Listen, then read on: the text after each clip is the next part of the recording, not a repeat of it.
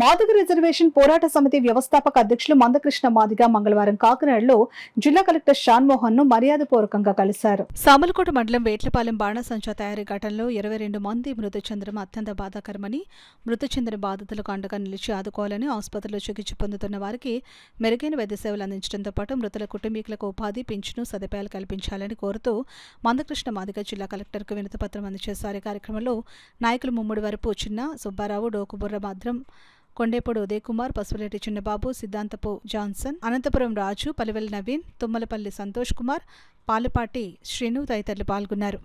ఈ దుర్ఘటన జరిగి 2-3 రోజులు అవుతుంది కనుక వాళ్ళ బాధల్లో ఉంటారు.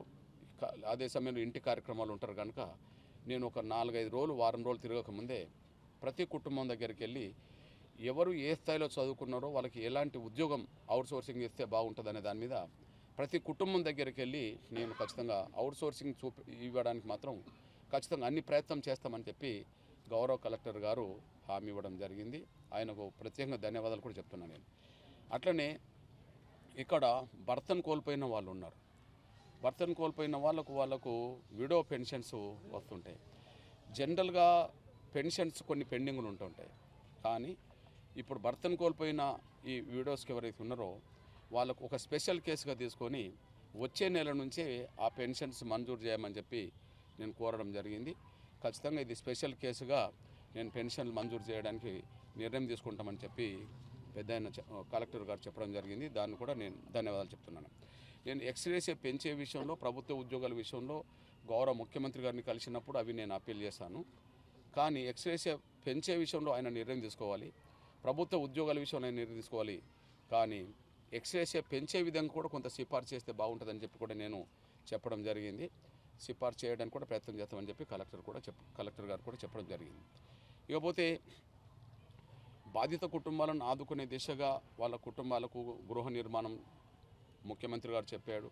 అది కూడా కలెక్టర్ గారు స్పీడ్ చేస్తారని నేను ఆశిస్తున్నా. నేను కొంత మనసున్న కలెక్టర్గా, ఒక యువ కలెక్టర్గా, పేదల పక్షపాతిగా కొంత కనిపిస్తున్నాడు. ఆయనతో డిస్కస్ చేసినప్పుడు నాకు అర్థమైపోయింది. ఆయన ఏదో ఒకటి సాయం మాత్రం కుటుంబాలకు చేస్తారని ఆశిస్తున్నాను. కాకపోతే ఇక్కడ గౌరవ ముఖ్యమంత్రి గారు ఈ దుర్ఘటనకు బాధ్యులుగా నలుగురిని అధికారులను గుర్తించి ఆర్డీఓ, డిఎస్పి, తర్వాత ఫైర్ ఆఫీసర్, లేబర్ ఆఫీసర్ గుర్తించడం జరిగింది. వాస్తవానికి ఈ పర్మిషన్ ఇచ్చింది ఎంఆర్ఓ స్థాయిలో వచ్చింది. నిబంధనలకు అనుగుణంగానే ఉన్నాయని చెప్పి పర్మిషన్ ఇవ్వడానికి దారితీసింది ఎంఆర్ఓ స్థాయిలో. వాస్తవానికి నేను నిన్న పోయి పరిశీలించేటప్పటికి మాత్రం ఆ నిబంధనలో ఏ నిబంధనలు కూడా పాటించినట్టుగా కనిపించట్లేదు.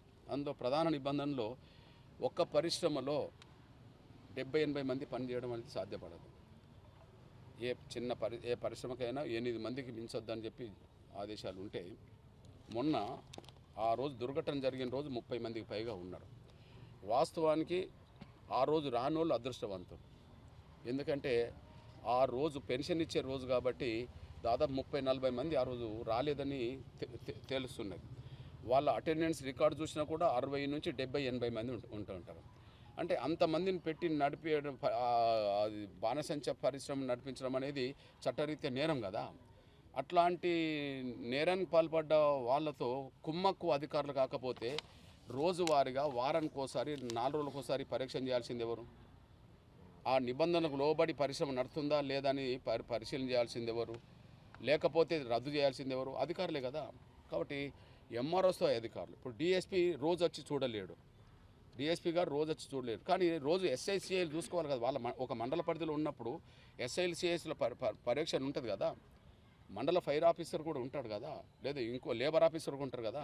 అంటే పై అధికారుల పర్యవేక్షణ ఉండాలనేది వాళ్ళ లోపం అనేది గ్రహించి సస్పెండ్ చేసినప్పుడు రోజువారీగా చూసుకోవాల్సిన బాధ్యత ఉన్న ఎంఆర్ఓ, ఎస్ఐ, సిఐ, మండల ఫైరింగ్ ఆఫీసరు లేదా మండల లేబర్ ఆఫీసర్ను పూర్తిగా మినహాయించడం అనేది జరగొద్దని చెప్పి నేను కోరుతున్నా. ఎందుకంటే సాధ్యమైనంత వరకు మీడియా పెద్దలు కూడా అందరికీ కూడా తెలుసు, ఇట్లాంటి ఈ చట్టవిరుద్ధమైన లేదా జీవోలకు విరుద్ధమైన, ప్రభుత్వ ఆదేశాలకు విరుద్ధంగా ఎవరైతే ఇవంటి నడుపుతుంటారో ఆ నడుపుతున్న వాళ్ళు ఎవరితో కుమ్మక్క అవుతారు? డైరెక్ట్గా ఆ మండలంలో ఉండబడే వాళ్ళతోటే కుమ్మక్క అవుతుంటారు.